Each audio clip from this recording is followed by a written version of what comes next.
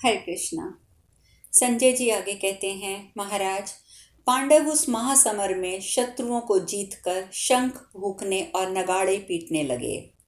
तब अपनी सेना को पराजित देखकर दुर्योधन ने दीन होकर मद्रराज शल्य से इस प्रकार कहा, महाबाहो, ये ज्येष्ठ पांडुपुत्र युधिष्ठिर, नकुल और सहदेव के साथ लेकर रणभूमि में आप लोगों के देखते देखते मेरी सेना को खदेड़ रहे हैं। महाबाहो, जैसे तट प्रांत समुद्र को आगे बढ़ने से रोकता है, उसी प्रकार आप भी युधिष्ठिर को आगे बढ़ने से रोकिए, क्योंकि आपका बल और पराक्रम अत्यंत असह्य सुना जाता है। राजन, आपके पुत्र की ये बात सुनकर प्रतापी राजा शल्य रथ समूह के साथ उसी स्थान पर गए जहां राजा युधिष्ठिर विद्यमान थे। उस समय सहसा अपनी ओर आती हुई राजा शल्य की विशाल वाहिनी एवं स्वयं मद्रराज को भी पांडुपुत्र महारथी धर्मराज युधिष्ठिर ने महान जल प्रवाह के समान समर भूमि में रोक दिया। उन्होंने शल्य की छाती में तुरंत ही 10 बाण मारे और नकुल और सहदेव ने भी सीधे जाने वाले 7 बाणों द्वारा उन्हें घायल कर दिया। तब मद्रराज शल्य ने भी उनको 3-3 बाणों से घायल किया और फिर युधिष्ठिर को उन्होंने 60 तीखे बाण मारे। इसके बाद 2-2 बाणों से उन्होंने उत्तम कुल में उत्पन्न माद्री कुमारों को घायल किया और अनेक बाणों द्वारा राजा युधिष्ठिर को भी पुनः चोट पहुंचाई। तब शत्रु विजयी महाबाहु भीमसेन समरभूमि में राजा युधिष्ठिर को मृत्यु के मुख में पड़े हुए के समान मद्रराज के रथ के समीप पहुंचा हुआ देख कर युद्ध के लिए वहां आ पहुंचे। भीमसेन ने आते ही पूर्णता लोहे के बने हुए और मर्म स्थानों को विदीर्ण करने में समर्थ तीखे नाराजों से मद्रराज शल्य को गहरी चोट पहुंचाई। तब भीष्म और द्रोणाचार्य दोनों महारथी विशाल सेना के साथ अनायास ही बाणों की वर्षा करते हुए राजा शल्य की रक्षा के लिए पहुंच गए।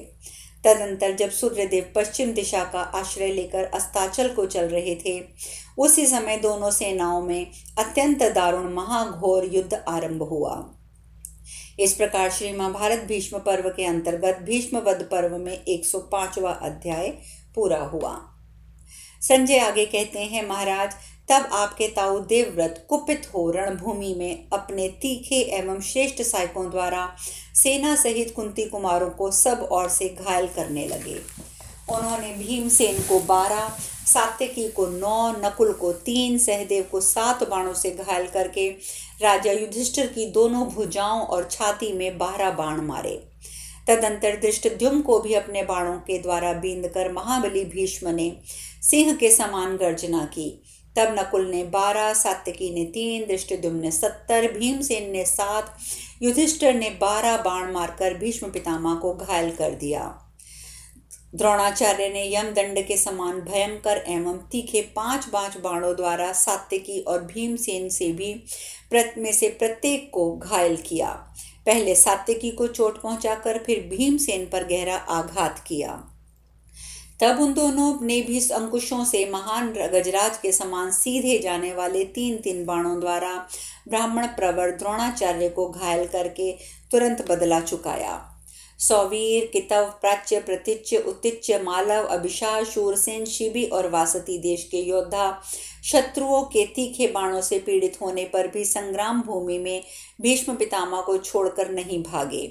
इस प्रकार विभिन्न देशों से आए हुए अन्य भूपाल भी हाथों में नाना प्रकार के अस्त्र शस्त्र लिए पांडवों पर आक्रमण करने लगे।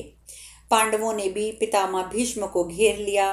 चारों ओर से रथ समूहों द्वारा घिरे हुए अपराजित भीष्म गहन वन में लगाई हुई आग के समान शत्रुओं को दग्ध करते हुए प्रज्वलित हो उठे।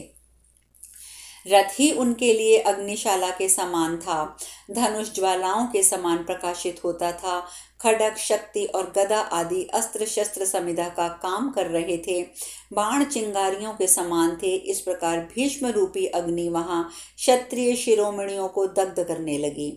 उन्होंने स्वर्ण भूषित गहन पंख युक्त तेज बाणों तथा कर्णी, नालीक और नाराजों द्वारा पांडवों की सेना को आच्छादित कर दिया। तीखे बाणों से ध्वजों को काट डाला और रथियों को भी मार डाला।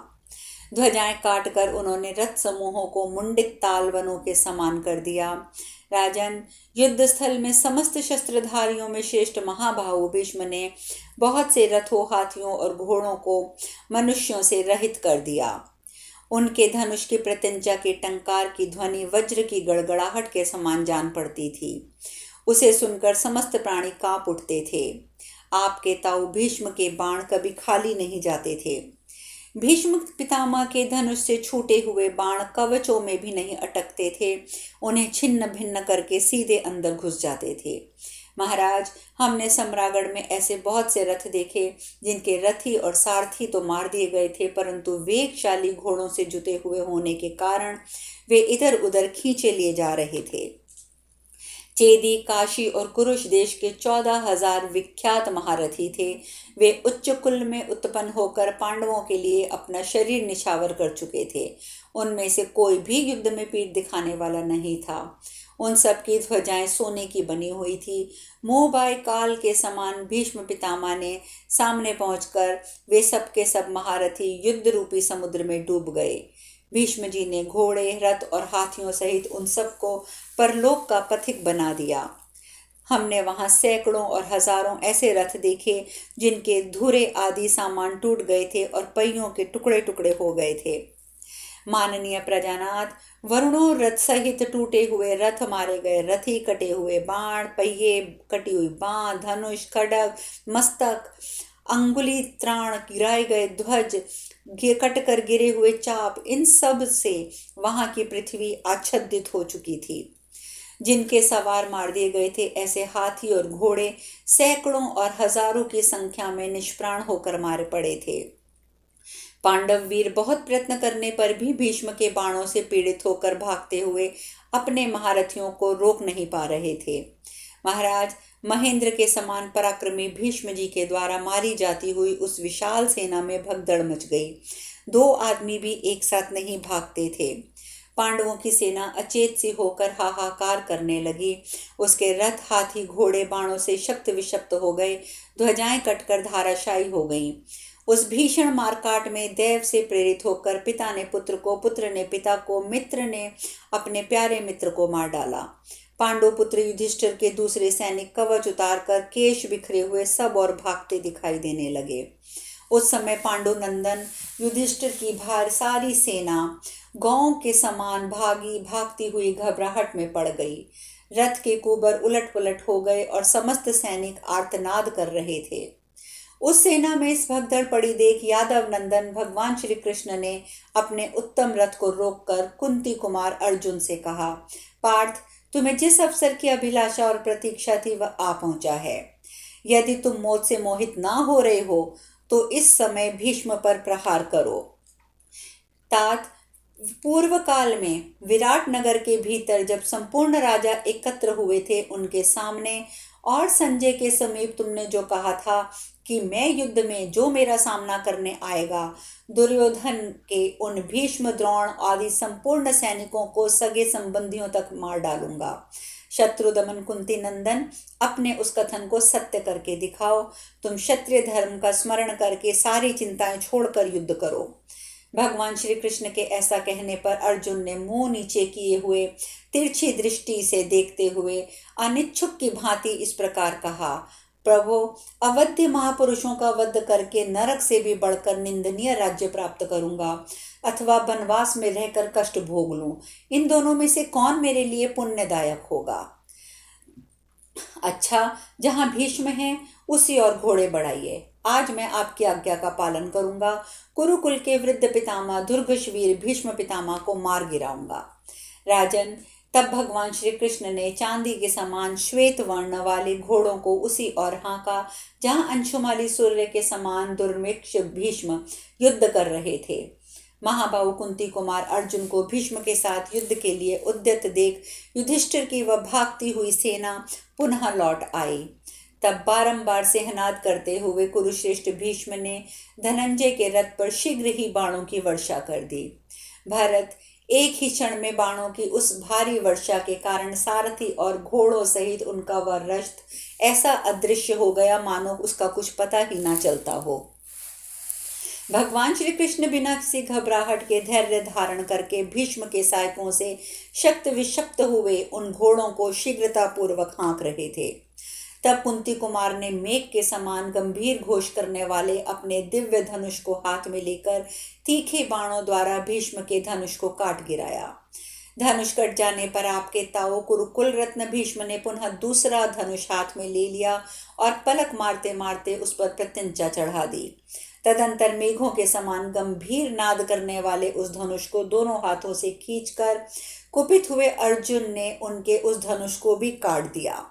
शत्रुदमन उस समय शांत कुमार गंगानंदन भीष्म ने धनुर्धरों में श्रेष्ठ कुंती पुत्र अर्जुन की उस फुर्ती के लिए उसकी प्रशंसा की और इस प्रकार कहा, महाबाहो कुंती कुमार, बहुत अच्छा, तुम्हें साधुवाद। ऐसा कहकर भीष्म ने पुनः दूसरा सुंदर धनुष लेकर सम्रांगण में अर्जुन के रथ की और बाणों की वर्षा आरंभ की। भगवान श्री कृष्ण ने घोड़ों के हाँकने की कला में अपनी अद्भुत शक्ति दिखाई। वे भांति भांति के पैतरे दिखाते हुए भीष्म के बाणों को व्यर्थ करते जा रहे थे। युद्ध स्थल में भगवान श्री कृष्ण कुशलता पूर्वक सारथ्य कर्म करते दिखाई दिए। राजेंद्र, भीष्म अत्यंत क्रोध में भरकर युद्ध में पार्थ के ऊपर बारंबार बाणों की वर्षा करते रहे। ये बहुत अद्भुत बात थी। फिर शत्रुदमन अर्जुन ने भी क्रोध में भरकर युद्ध के लिए उनके सामने खड़े हुए भीष्म पर बाणों की वर्षा आरंभ कर दी। वे दोनों रणधुर्जय वीर एक दूसरे से युद्ध कर रहे थे। उस समय पुरुष सिंह श्री कृष्ण और अर्जुन दोनों ही भीष्म के बाणों से शक्त विषक्त हो सींगों के आघात से घायल हुए दो रोष भरे सांडों के समान सुशोभित हो रहे थे। तत्पश्चात भीष्म ने भी रण क्षेत्र में अत्यंत क्रुद्ध होकर अपने बाणों द्वारा बलपूर्वक अर्जुन के मस्तक पर आघात किया। उसके बाद वे बारंबार सिंह के समान गर्जना करने लगे। भगवान श्री कृष्ण ने देखा कि अर्जुन मन लगाकर युद्ध नहीं कर रहे हैं, वे भीष्म के प्रति कोमलता दिखा रहे हैं, और उधर भीष्म युद्ध में सेना के मध्य भाग में खड़े होकर निरंतर बाणों की वर्षा करते हुए दोपहर के सूर्य के समान तप रहे हैं। पांडव सेना के चुने हुए उत्तम वीरों को मार रहे हैं और युधिष्ठिर सेना में प्रलय काल सा दृश्य उपस्थित कर रहे हैं। तब शत्रु वीरों का नाश करने वाले महाबाहु माधव को ये सहन नहीं हुआ। आर्य, वे योगेश्वर भगवान वासुदेव चांदी के समान सफेद रंग वाले अर्जुन के घोड़ों को छोड़कर उस विशाल रथ से कूद पड़े और केवल भुजाओं का ही आयुध लेकर हाथों में चाबुक उठाए बारंबार सिंहनाद करते हुए बलवान और तेजस्वी श्री हरि भीष्म की ओर वेग से दौड़े। संपूर्ण जगत के स्वामी अमित तेजस्वी भगवान श्री कृष्ण क्रोध से लाल आंखें करके भीष्म पितामह को मार डालने की इच्छा लेकर पैरों की धमक से वसुधा को विदीर्ण कर रहे थे। भगवान श्री कृष्ण उस महायुद्ध में आपके पुत्रों और सैनिकों की चेतना को मानो अपना ग्रास बनाए लिए जा रहे थे। महाराज, उस मारकाट में माधव को समीप आकर भीष्म के वध के लिए उद्यत हुआ देख उस समय वासुदेव के भय से चारों ओर ये कोलाहल सुनाई देने लगा, भीष्म मारे गए, भीष्म मारे गए। रेशमी पीतांबर धारण किए इंद्र नीलमणि के समान श्याम सुंदर श्री कृष्ण भीष्म पितामह की ओर दौड़ते हुए ऐसे शोभा पा रहे थे मानो विद्युन्न माल से अलंकृत श्याम मेघ जा रहा हो। यादव शिरोमणि बारंबार गर्जना करते हुए भीष्म के ऊपर उसी प्रकार में वेग से धावा कर रहे थे जैसे सिंह गजराज और गोयूथ का स्वामी सांड दूसरे सांड पर आक्रमण करता है। उस महासमर में कमल नयन श्री कृष्ण को आते देख भीष्म उस रण क्षेत्र में तनिक भी भयभीत न हुए और अपने विशाल धनुष को खींचने लगे। साथ ही व्यग्रता शून्य मन से भगवान गोविंद को संबोधित करते हुए बोले, आइए आइए कमल नयन आइए, देव अधिदेव आपको नमस्कार है। सात्वत शिरोमणि, इस महासमर में आप मुझे मार गिराइए।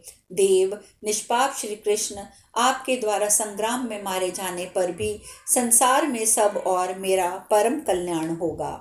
गोविंद, आज मैं इस युद्ध में तीनों लोकों द्वारा सम्मानित हो गया। अनघ, मैं आपका दास हूँ, आप अपनी इच्छा के अनुसार मुझ पर प्रहार कीजिए। इधर महाबाहु अर्जुन श्री कृष्ण के पीछे पीछे दौड़ रहे थे। उन्होंने अपनी दोनों भुजाओं से पकड़कर उन्हें काबू में किया। अर्जुन के द्वारा पकड़े जाने पर कमल नयन पुरुषोत्तम भगवान श्री कृष्ण उन्हें लिए दिए ही वेग पूर्वक आगे बढ़ने लगे। तब शत्रुवीरों का संहार करने वाले अर्जुन ने पुनः भगवान के चरणों को पकड़ लिया और इस प्रकार 10वें कदम तक जाते जाते वे ऋषिकेश को रोकने में सफल हो सके। उस समय श्री कृष्ण के नेत्र क्रोध से व्याप्त हो रहे थे। वे फुफकारते हुए सर्प के समान लंबी सांस खींच रहे थे। उनके सखा अर्जुन आर्त भाव से प्रेम पूर्वक बोले, महाभावो लौटिए, अपनी प्रतिज्ञा को झूठा ना कीजिए। महाभावो लौटिए। केशव, आपने पहले जो कहा था कि मैं युद्ध नहीं करूंगा, उस वचन की रक्षा कीजिए, अन्यथा माधव लोग आपको मिथ्यावादी कहेंगे। केशव, ये सारा भार मुझ पर है। मैं अपने अस्त्र शस्त्र सत्य और सुकृति की शपथ खाकर कहता हूँ कि मैं भीष्म पितामह का वध करूंगा। शत्रुसूदन, मैं सब शत्रुओं का अंत कर डालूंगा। देखिए, आज ही मैं पूर्ण चंद्रमा के समान दुर्जय वीर महारथी भीष्म को उनके अंतिम समय में इच्छानुसार मार गिराता हूँ। महामना अर्जुन का ये वचन सुनकर उनके पराक्रम को जानते हुए भगवान श्री कृष्ण मन ही मन अत्यंत प्रसन्न हुए, परंतु ऊपर से कुछ भी ना बोलकर पुनः क्रोधपूर्वक ही रथ में जाकर बैठ गए। पुरुष सिंह श्री कृष्ण और अर्जुन को रथ पर बैठे देख शांतनु नंदन भीष्म ने पुनः उन पर बाणों की वर्षा आरंभ की, मानो मेघ 2 पर्वतों पर जल की धारा गिरा रहे हों। राजन, आपके ताऊ देवव्रत उसी प्रकार पांडव योद्धाओं के प्राण लेने लगे जैसे ग्रीष्म ऋतु में सूर्य अपनी किरणों द्वारा सबके तेज को हर लेता है। महाराज, जैसे पांडवों ने युद्ध में कौरव सेना को खदेड़ दिया था, उसी प्रकार आपके ताऊ भीष्म पितामह ने पांडव सेना को मार भगाया। घायल होकर भागे हुए सैनिक उत्साह शून्य होकर अचेत हो रहे थे। महाराज, भीष्म के द्वारा मारे जाते हुए सैकड़ों और हजारों पांडव सैनिक समर में अलौकिक पराक्रम प्रकट करने वाले भीष्म पितामह के भय से पीड़ित होकर उन्हें देख रहे थे। भरत, भागती हुई पांडव सेनाएं कीचड़ में फंसती जा रही थी। समर भूमि में बलवान भीष्म ने उन दुर्बल सैनिकों को चींटियों की भांति मसल डाला था। अब शेष कथा कल। हरे कृष्णा।